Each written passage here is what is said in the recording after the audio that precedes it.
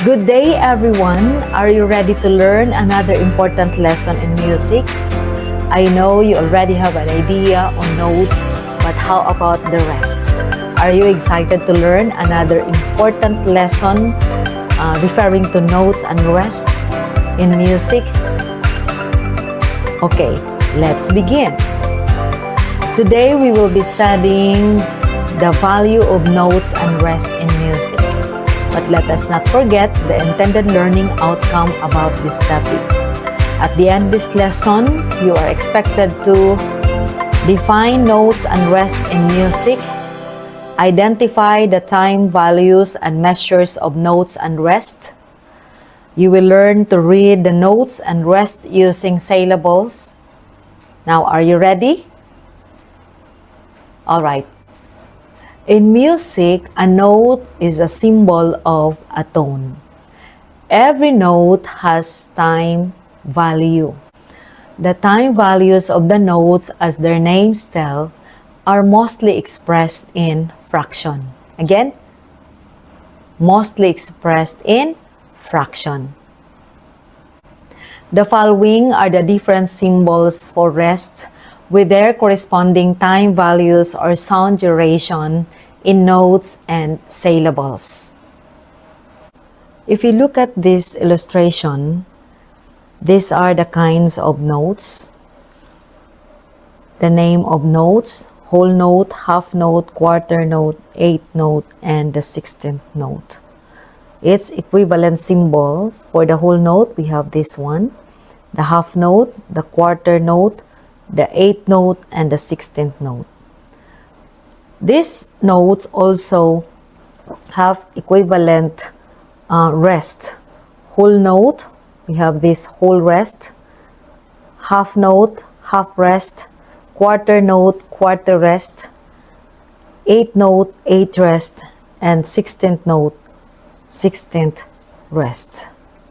This whole note and whole rest, these different symbols have values or time value. So the whole note and the whole rest,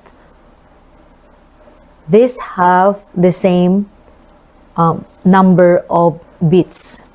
So whole note, whole rest, these symbols have 4 beats. Half note, half rest, 2 beats. Quarter note, quarter rest, 1 beat. 8th note, 8th rest, 1/2 beat. And 16th note, 16th rest, 1/4 beat. So meaning, these notes and rest, this kind of notes and rest, they have same value. Now, what is the difference of these two? The notes, if we are going to execute this, the notes have sound. The rest, no sound. Meaning, notes have movement, rest, no movement. All right, let me describe why the notes have sound and the rest no sound by clapping our hands. For the whole note, remember the whole note has 4 counts or 4 beats. This is how we do it. Whole note, 1, 2, 3, 4. Whole rest, half note, 1, 2. Half rest, quarter note, 1. Quarter rest, 8th note, 8th rest, 16th note, 16th rest. Again, whole note, 1, 2, 3, 4. Whole rest, half note, 1, 2, half rest, quarter note, quarter rest, 8th note, 8th rest, 16th note, 16th rest. Can you now differentiate the difference of the notes and rest? Remember, notes with sound, rest, no sound. Notes can also be identified with its syllables. Look at this illustration here. Notes, the whole note, we can read this as ta, a, a. Again, ta, a, a. 1, 2, 3, 4. Half note, ta, a. Ta, a. 1, 2. Quarter note, ta. 1 count. 8th note, ti. 16th note, tiri. Again, whole note, ta, a. Half note, ta, a. Quarter note, ta. 8th note, ti. 16th note, tiri. Now let's name the notes through its syllables by clapping our hands. This is how we do it. For whole note, ta, a. Half note, ta, a. Quarter note, ta. 8th note, ti. 16th note, tiri. Again, ta, a. Half note, ta, a. Quarter note, ta. 8th note, ti. 16th note, tiri. Ta, a. Ta, ti, tiri. How about you? Will you please do it? Just give a try. Okay. Ta, a. Ta, ta. Ti, tiri. Very good. The relationship of these notes may be illustrated in this pyramid or note value pyramid. Look at this illustration. So in here, we have here the different types of notes. From the whole note, we have the half note, the quarter note, and the 8 notes. These different notes answer, or their time values answer the time value of this mother note, which is the whole note. Okay, let's check. Whole note has 4 counts. 1, 2, 3, 4. Half note, we have 2 counts. 1, 2, 1, 2, 1, 2 plus 2 is equal to 4. It answers this value, the value of whole note, which is 4. The quarter note, the value of quarter note is 1.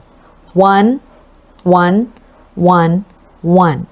1, 2, 3, 4. 4 counts.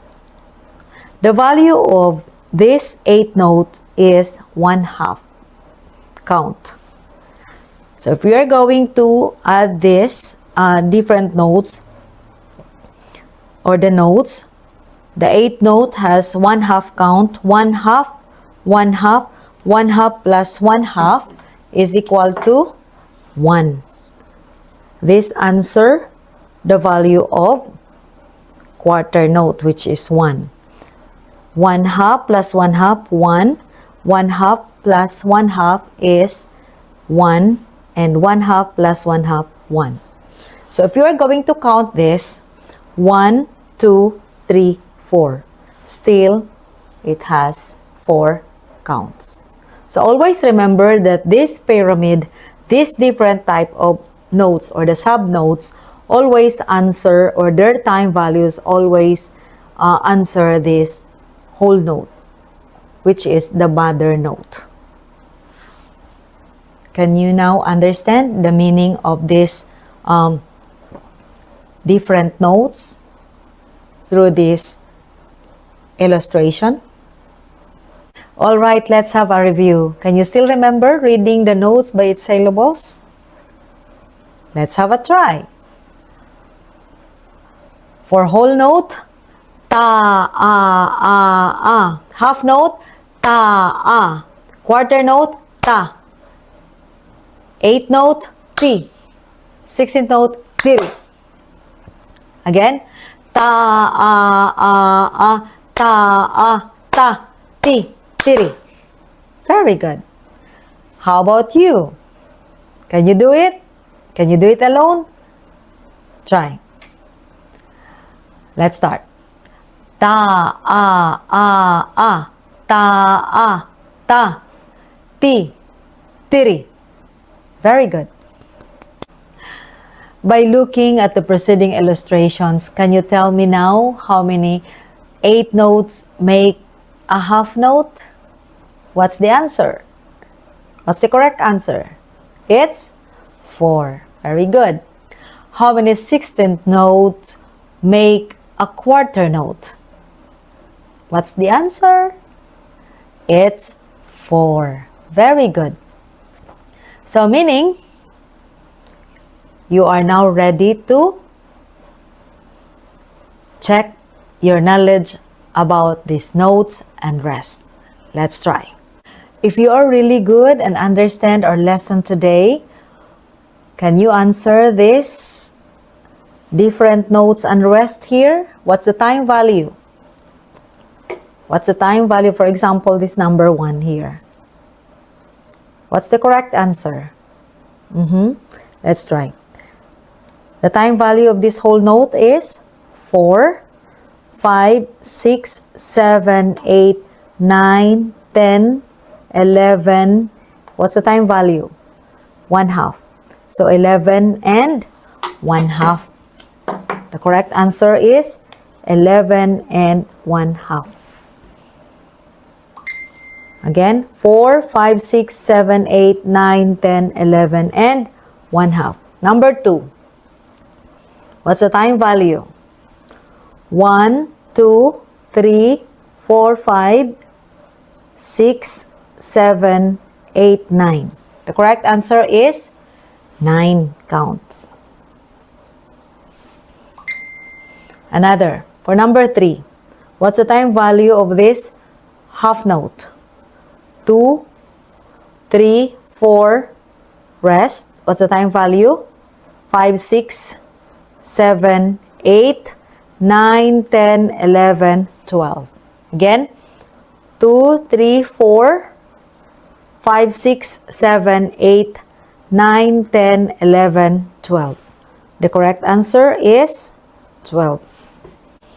And how about reading these notes and rest by its syllables? Can you do it? Okay, let's start. This is ta, a, ta, a, ta, ta, ta. Ta, a, ta, ta, ta. Number 2. Ta, a, titita, ta, a. Ta, a, titita, ta, a. Number 3. Ta, ta, titi, ta, a. Again. Ta, ta, titi, ta, a. Very good. Do you now understand the connection between the notes and rest? How about their time values? Are they the same? Yes or no? Yes Do you have questions, clarifications about our topic today?